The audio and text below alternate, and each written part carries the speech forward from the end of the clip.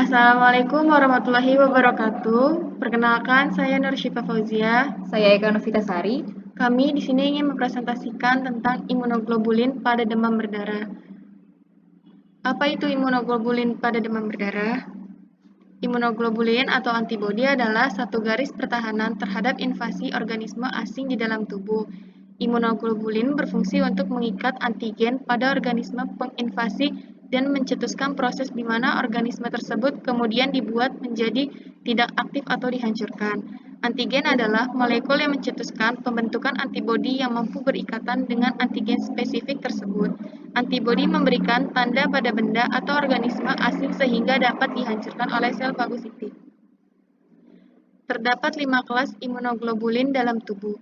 Protein ini memiliki struktur serupa dan terdiri dari banyak ranah. Masing-masing molekul antibodi mengandung 4 rantai polipeptida, 2 rantai kecil identik yang dikenal sebagai rantai ringan atau L, dan 2 rantai besar identik yang dikenal sebagai rantai berat atau H.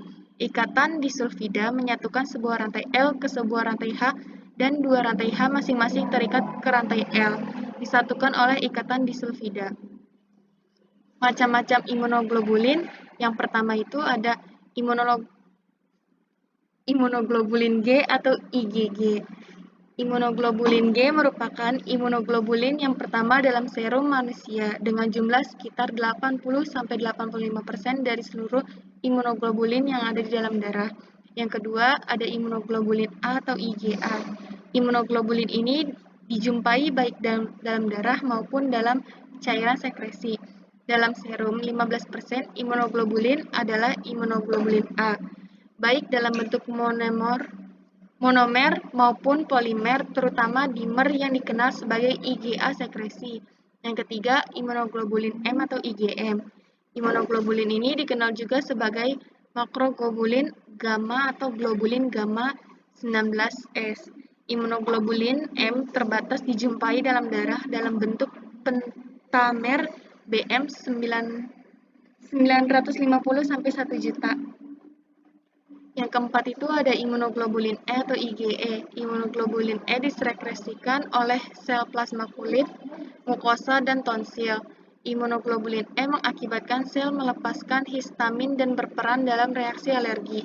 Yang kelima ada imunoglobulin D atau IgD. Meskipun dijumpai dalam jumlah sedikit dalam serum manusia, kadar imunoglobulin D masih lebih banyak disanding kadar imunoglobulin E.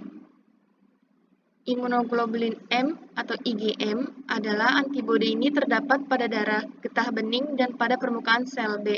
Pada saat masuk ke dalam tubuh, imunoglobulin M merupakan antibodi pertama yang dihasilkan tubuh untuk melawan antigen tersebut. Imunoglobulin M terbentuk segera setelah terjadi infeksi dalam Imunoglobulin M terbentuk segera setelah terjadi infeksi dan menetap selama 1-3 bulan. Kemudian menghilang. Imunoglobulin M adalah antibodi pertama yang diproduksi tubuh dalam fase infeksi akut. Jumlahnya kira-kira 6 kali lebih besar dari imunoglobulin G dan multivalen. Imunoglobulin M adalah antibodi pertama yang diproduksi tubuh dalam fase infeksi akut. Jumlahnya kira-kira 6 kali lebih besar dari imunoglobulin G dan multivalen. Imunoglobulin M adalah antibodi sementara yang hilang dalam waktu 2-3 minggu, yang kemudian digantikan oleh imunoglobulin G yang berlangsung selama hidup dan memberikan kekebalan abadi kepada orang tersebut. Infeksi dengue primer ditandai dengan munculnya antibodi imunoglobulin M pada hari kelima dan infeksi sekunder imunoglobulin sudah dapat dideteksi pada hari kedua dan ketiga, sedangkan imunoglobulin G muncul pada hari ke-14 dan kemudian menurun. Imunoglobulin M merupakan imunoglobulin utama dalam serum pada minggu-minggu awal setelah infeksi atau imunisasi. Demam berdarah dunge atau DBD. Pengertian demam berdarah dunge, hemorrhagic fever atau DHF yang lebih sering disebut dengan penyakit demam berdarah dunge. DBD merupakan penyakit infeksi akut menular ke manusia melalui perantara gigitan nyamuk Aedes yang mengandung virus dunge yang ditandai dengan adem 2-7 hari disertai manifestasi pendarahan, penurunan jumlah trombosit, 100.000 mm per kubik atau kurang dan meningkatkan nilai hematokrit 20% atau lebih dari nilai baseline. Demam berdarah dunge atau DD. Umumnya demam berdarah dunge merupakan penyakit saat seseorang terinfeksi salah satu subtipe virus dunge. Untuk pertama kalinya, demam dunge merupakan akibat paling ringan yang ditimbulkan virus dunge. Orang yang tidak mengerti sering menyebutnya sebagai gejala demam berdarah. Hal ini dikarenakan gejalanya yang hampir serupa seperti demam tinggi, mendadak sakit kepala, berat, nyeri persendian otot, mual, muntah, dan timbul ruam. Biasanya ruam timbul saat penderita mulai merasa sakit. Ruam pertama kali muncul di sekitar dada, tubuh, dan perut. Proses penyembuhannya hanya diperlukan istirahat yang cukup dan obat penurun panas. Cairan elektrolit dapat diberikan jika penderita mengalami demam tinggi, lebih tinggi 40 derajat Celcius dan disertai muntah, mual, diare, atau pengeluaran keringat yang berlebihan. 2. Demam berdarah dunge.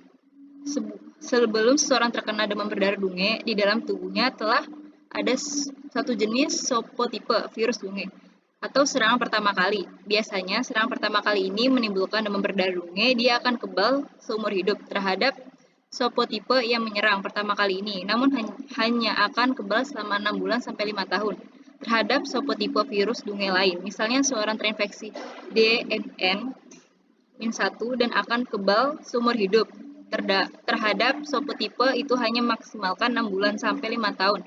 Dia kebal terhadap DNN kurang 2 dan DNN-3 dan DNN-4. Serangan virus dengan virus dunge kedua kalinya inilah yang mengakibatkan demam berdarah dunge. Sekian dari kelompok kami. Mohon maaf jika ada salah kata atau kurangnya. Wassalamualaikum warahmatullahi wabarakatuh.